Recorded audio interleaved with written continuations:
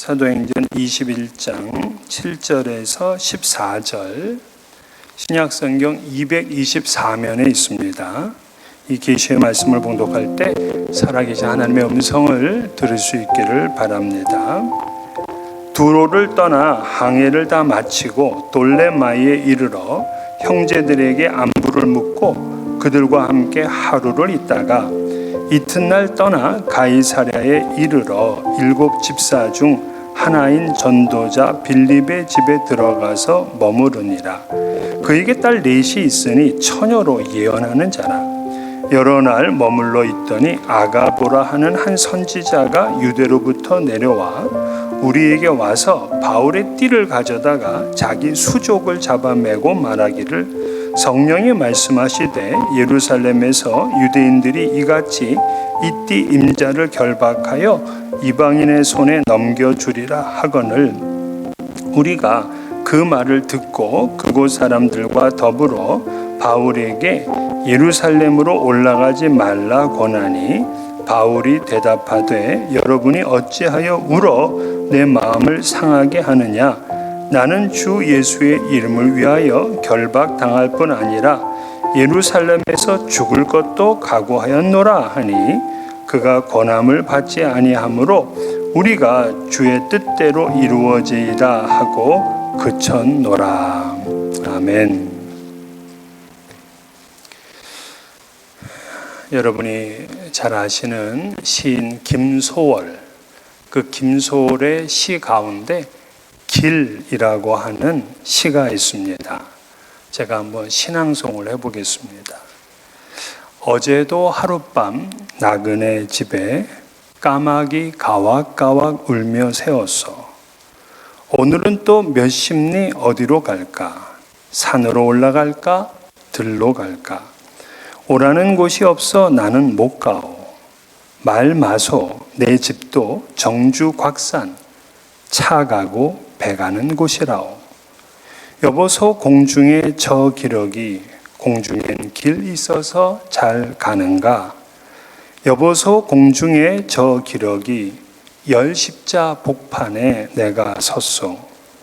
갈래 갈래 갈린 길 길이라도 내게 바위 갈 길은 하나 없소. 이 시는 김소월이 나라를 잃어버린 그 망국민의 비애를 길 이름이라는 그러한 주제로 애절하게 읊은 시입니다. 당시 소월이 이 시를 썼던 우리 조국 땅은 지식인들만이 아니라 온 국민들이 나라를 잃은 그것에 절망하며 갈 길을 알지 못했던 시대였습니다. 이 소월 김정식은 1902년 평북 구성에서 출생해서 가난한 생활을 했습니다. 그러다가 주위의 도움으로 그 유명한 오산학교에 입학을 하게 됩니다. 그곳에서 교사였던 당시 시인 김옥의 도움을 받아서 시를 배우기를 시작합니다. 그래서 그 이후로 4, 5년간 왕성한 창작 활동을 하게 됩니다. 우리가 너무나도 잘 아는 그 유명한 진달래꽃, 예전엔 미처 몰랐어요. 산유와 금잔디, 이런 시들을 그 짧은 기간 안에 발표를 하게 됩니다. 하지만 그 갈 길을 알지 못했던 이 천재 시인 김소월은 24살 이후로는 시를 쓰지 않습니다. 술에 취해 살다가 결국 33살, 예수님이 십자가에서 돌아가셨던 그 나이에 스스로 목숨을 끊고 죽음을 선택합니다. 이 소월은 그의 길이라는 그 시에서 방향 감각을 상실해버린 자신의 그 어두운 심경을 너무나 잘 표현한 거죠. 그는 이 시에서 하늘을 나는 기러기를 등장시켜서 자유를 향한 갈망을 담아내고 있습니다. 하지만 소월의 이 시를 읽으면서 제가 놀랬던 것은 거기서 10십자 복판에 내가 섰소 하는 문구였습니다. 10십자는 아마 사거리를 얘기를 하는 걸 텐데 우리 그리스도인들에게는 이것이 금방 십자가로 다가옵니다. 김소월이 십자가를 알았더라면, 물론 그가 오산학교에서 시인 김억을 만나서 그의 인생 전체에 큰 영향을 받은 건 귀한 일이었지만, 그 오산학교를 만드신 분이 아주 하나님을 잘 믿는 도산 안창호였습니다. 그리고 이 당시에 교장 선생님이 그 유명한 조만식 장로님입니다. 이런 분들의 영향을 받아서 신앙을 가졌으면은 그렇게 갈 길을 몰라 방황하지 않았을 텐데 하는 그런 아쉬움이 남는 대목입니다. 여러분, 자신이 가야 할 길을 알지 못하는 사람처럼 안타까운 사람이 없습니다. 그래서 나그네로 살아가는 것이 우리는 불쌍한 인생이라 여기잖아요. 길 잃어버린 사람들의 인생이 안타까운 것입니다. 여러분은 어떻습니까? 여러분들은 가야 할 인생길을 잘 아시고 잘 걷고 계십니까? 가야 할 인생길을 모른다면 그것은 아직도 불안한 인생입니다. 정말 목숨 걸고 가야 될 그 길을 우리는 찾고 그 길을 가야 됩니다. 그 누가 뭐래도 포기할 수 없는 그 길이 있는 그 사람은 행복한 사람입니다. 그런 면에서 우리가 오늘 읽게 되는 이 바울은 분명하게 가야 할 길을 아는 사람이었어요. 우리가 다 읽지는 않았지만 사도행전 21장 1절부터 쭉 보게 되면 바울의 바쁜 여정이 나옵니다. 그가 밀레도에서부터 출발해서 이제 가이사랴라는 곳까지 오는 그 일련의 과정을 1절부터 기록을 하고 있는 거예요. 그래서 오늘날 세계 역사가들이 어떻게 2000년 전에 이 역사가 이렇게 선명하고 정확하게 나와 있는지 정말 놀랄 정도잖아요. 자, 그 일정을 우리가 한번 따라가 볼까 하는데, 그가 밀레도에 있다가 거기서 한 40마일 정도 떨어진 섬이 하나가 있습니다. 그 섬이 고스라는 섬이에요. 그 고스라는 섬에 왔는데, 이 고스는 우리가 잘 아는 의학의 신 히포크레스가 태어난 고향입니다. 그곳에 왔다가 또다시 거기서 남쪽으로 한 50마일 떨어진 것에 로도 섬으로 가게 되는데, 이 로도 섬은 장미의 섬으로 유명했고, 특별히 당시에 세계 7대 불가사의라 하는 그러한 이 작품이 하나 있었는데 바로 아폴로 신상이었어요. 이것이 32m짜리입니다. 32m면은 아파트로 하면 몇 층인가요?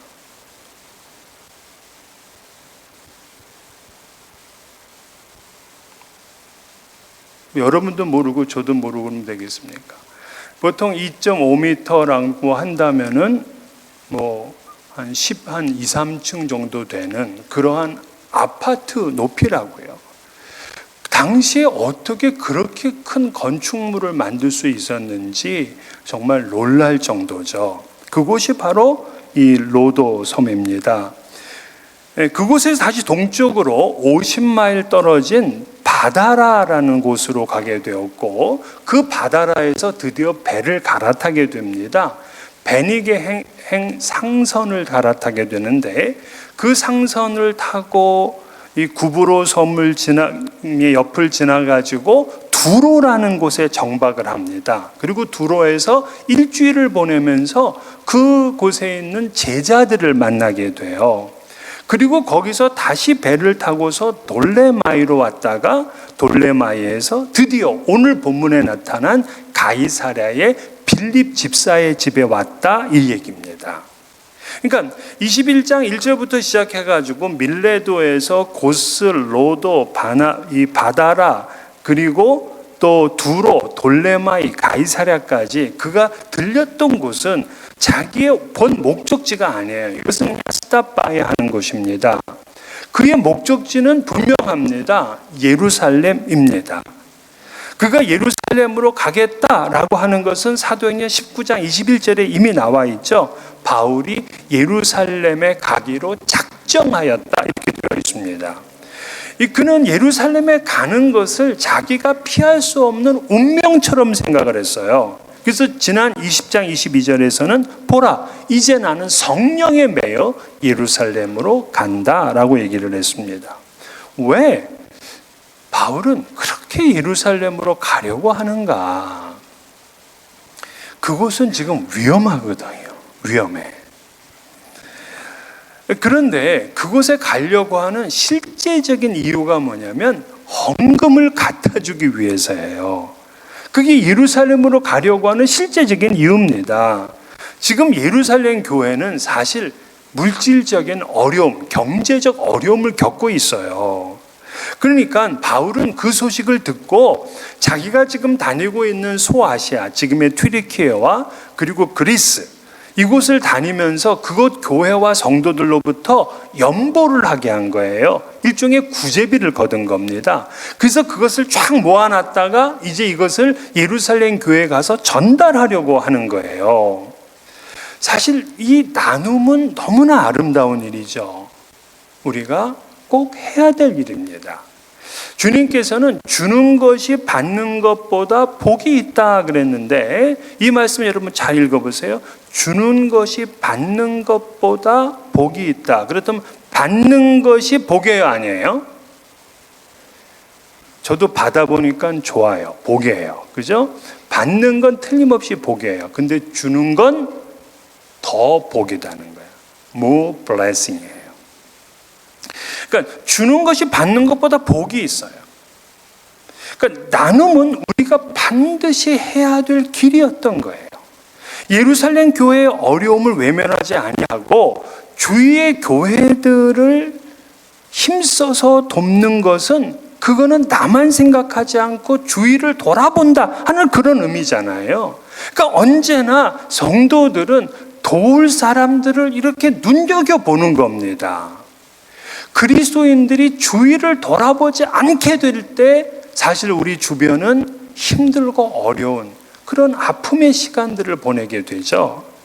제가 메릴랜드에서 목회할 때 너무 충격적인 일이라 지금도 제가 기억에 남는 그런 신문 기사가 있었는데 이때 엄마하고 단 둘이서 사는 중학생 아이의 이야기였어요.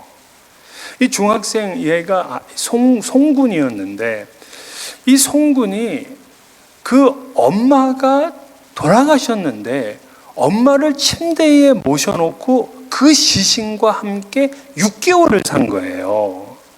그래서 나중에 6개월 뒤에 시신이 발견됐는데 이 뼈만 남은 상태였습니다. 왜 그런 일이 있느냐? 이 송군은 엄마가 돌아가시기 전까지 제법 학교에서 공부도 잘하고 굉장히 명랑한 학생이었다 그래요. 근데 엄마가 당뇨병으로 인하여 이 당뇨가 너무 심하게 악화되게 되니까 이걸 손을 못 쓰고 결국 엄마가 돌아가신 거야. 그런데 이 아들은 엄마의 이 추한 모습을 세상 사람들에게 보이기 싫었다 그래. 그리고 엄마를 나는 이렇게 떠나보낼 수 없다라고 생각을 한 거예요.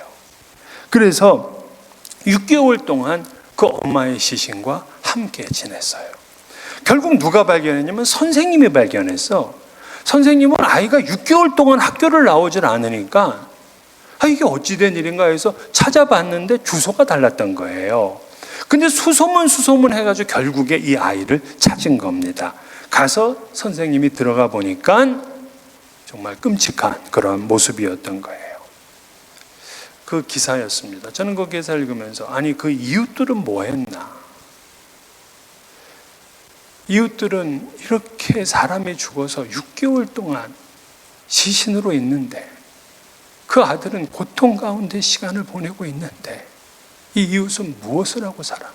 그 지역의 교회는 도대체 뭘 했던 것인가? 여러분, 우리가 나만 생각하고 주변 사람들에 대해서 돈 케어하고 살게 되면 이웃은 고통과 절망으로 죽어가게 돼 있는 거예요. 그래서 교회도 이웃을 돌보는 사역을 집중해서 해야 돼요. 이게 교회가 가야 될 길인 거예요. 그래서 교회가 이웃뿐만이 아니라 이웃 교회도, 그리고 땅끝의 교회까지 섬기는 거잖아요. 왜냐하면 교회는 모두 다 그리스도의 몸입니다. 그렇기 때문에 옆에 교회는요, 남의 교회가 아니라 우리 교회, 내 교회인 거예요. 그 교회가 미국에 있든 한국에 있든 아프리카에 있든 그 교회가 신앙 고백 위에 바르게 세워진 교회라면 그것은 바로 우리 교회고, 우리 교회를 돕는 것은 성도의 자연스럽고 당연한 길이었던 것이죠. 반드시 우리가 가야 될 길입니다. 두 번째, 왜 바울은 예루살렘으로 그렇게 가려고 하는가?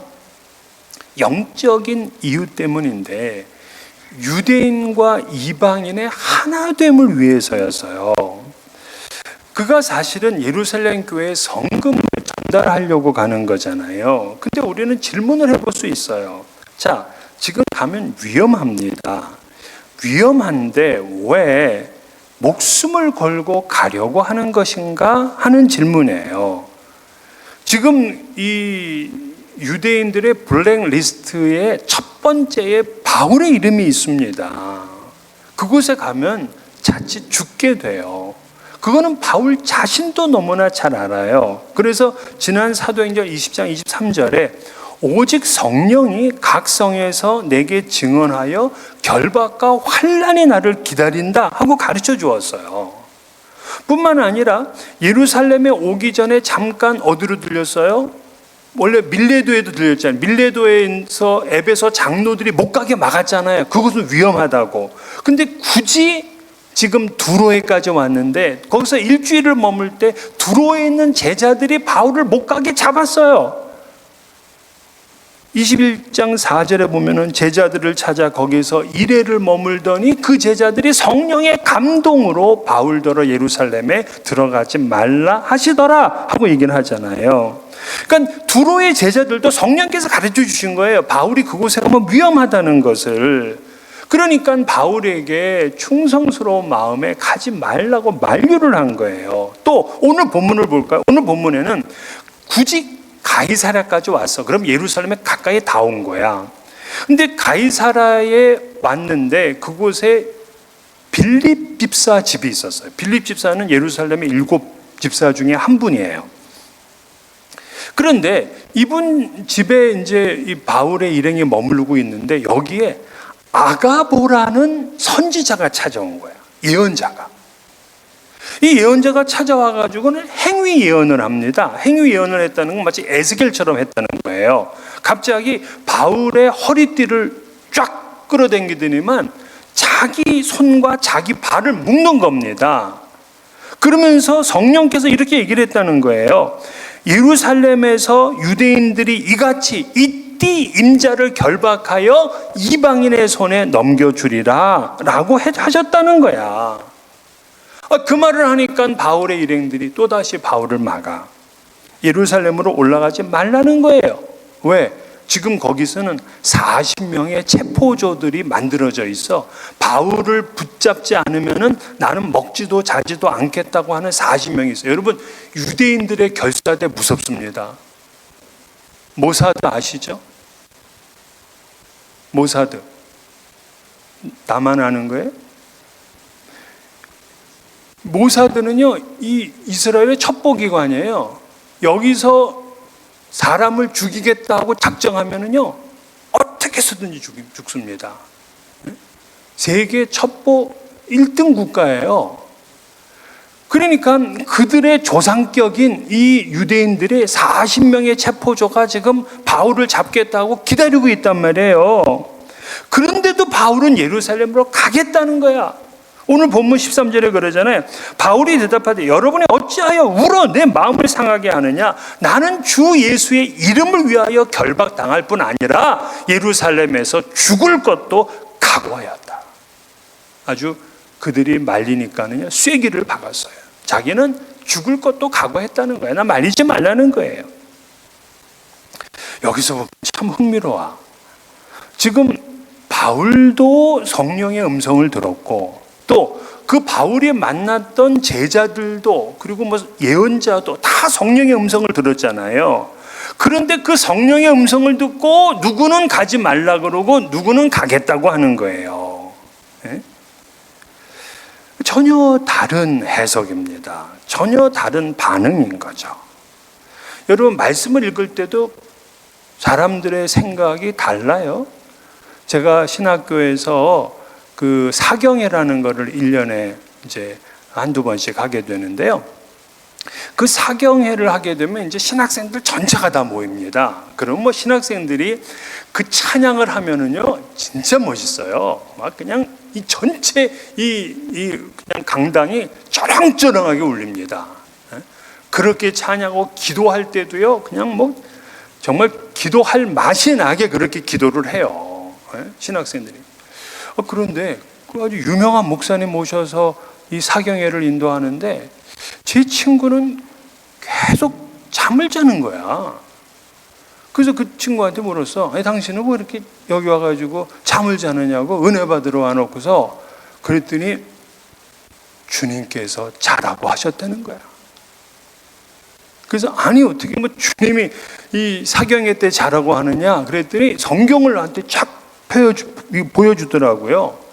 마태복음 26장 45절. 그 보니까는 겟세마네 동산에서 제자들이 하도 자니까 예수님 뭐라 그래요? 이제는 자고 쉬라 하고 했단 말이야.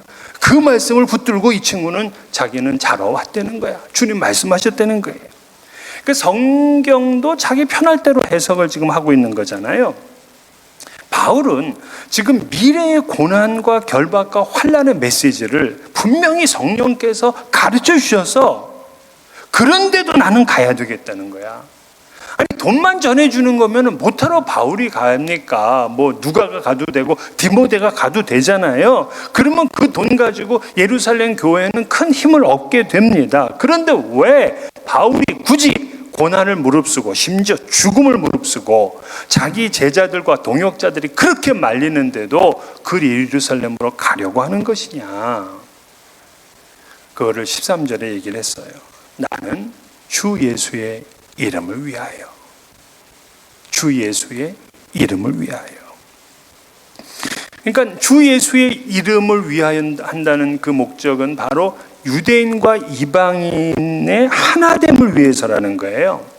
바울은 이 이방인들이 늘 유대인들에게 복음의 빚을 지고 있다 이렇게 생각을 해서 실제로 그러잖아요. 당시에 복음을 전했던 그 최초의 사람들은 다 유대인들이었어요. 그 유대인들 때문에 이방인들이 예수를 믿게 되었고 구원을 받게 되었단 말이에요. 그러니까 영적인 도움을 입었으니까 너희들이 이번에는 물질적으로 도와야 된다는 거야. 왜? 예루살렘 교회가 지금 어려우니까. 그렇게 되면 교회가 유대인 교회와 이방인 교회가 하나가 된다.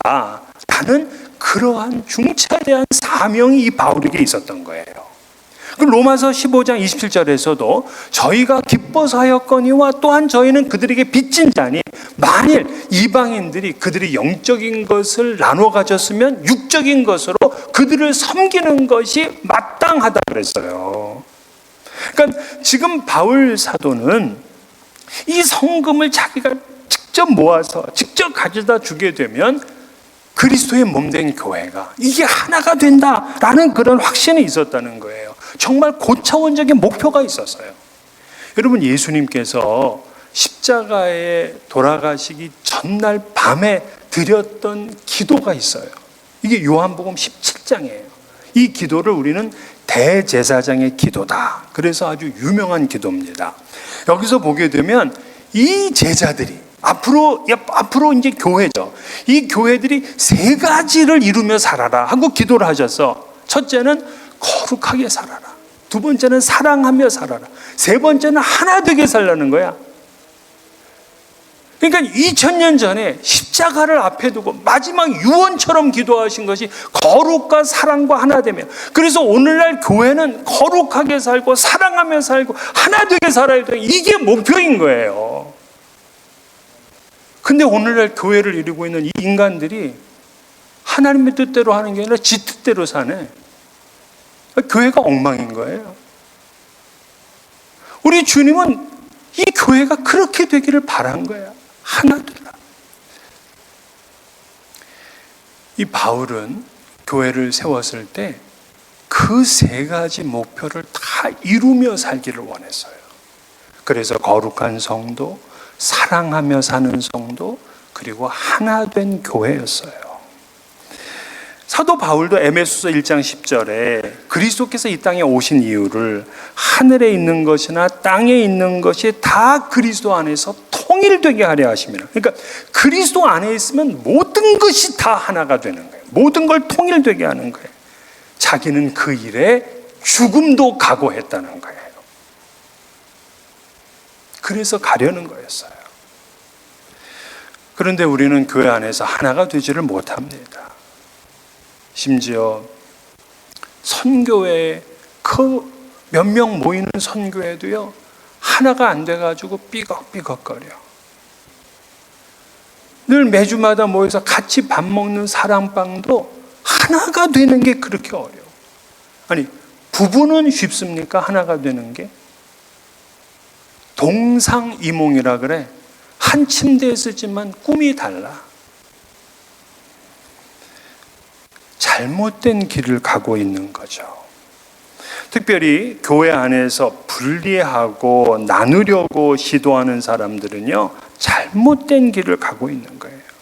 그런데 바울 사도는 예루살렘에 그 목숨 걸고 굳이 가려는 이유가 예수의 이름을 위하여, 즉 교회의 하나됨을 위하여 가겠다는 거야. 이것이 죽음을 담보하더라도 자기가 꼭 가야 될 길이다 라고 믿은 겁니다. 그리스도의 몸된 교회의 하나됨이 이만큼 중요했던 거예요. 목숨 걸고 지켜야 될 그러한 우리의 노래인 겁니다. 우리의 인생길은요, 바른 길을 가야 됩니다. 근데 그 인생의 바른 길은 바로 주님의 이름을 위한 길이에요. 제가 고등학교를 다니던 시절에는요, 교회들이 고등학생을 위한 부흥회들을 했어요. 근데 그게 우리 교회뿐만이 아니라 다른 교회에서도 해. 그러면 그 다른 교회도 참석을 합니다. 저도 한 번은 우리 동네에 한 교회가 고등학생을 위한 부흥회를 한다 그래서 제가 참석을 했어요. 근데 뭐 많이 와서 꽉 찼어, 고등학생들이. 근데 그곳에서 목사님이 가르쳐준 노래가 있어요. 찬양이 있는 거예요. 그 찬양이 주기철 목사님이 쓰신 영문 밖의 길이라는 그러한 찬양이었어요. 주 목사님은 신사참배를 반대해서 투옥되었다가 순교하신 분이시잖아요. 그러면서 그분이 마지막까지 그 신앙의 정신을 지켰던 그분이 쓰신 그 노래, 그 시를 제가 한번 읽어드릴게요.